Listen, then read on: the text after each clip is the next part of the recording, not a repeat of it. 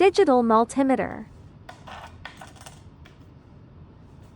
Tap range selection to switch meter range. Tap auto range to revert auto mode during measurement. Press hold to freeze green reading. Tap again to unlock during measurement.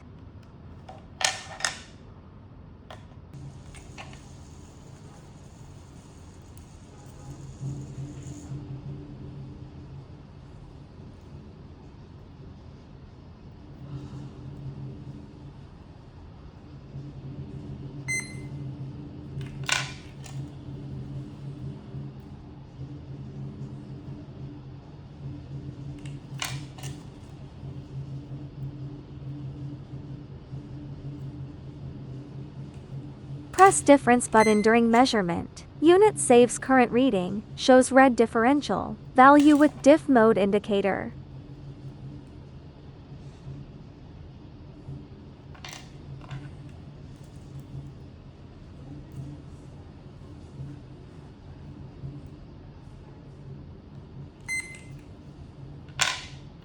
Tap again to exit diff mode for raw readings.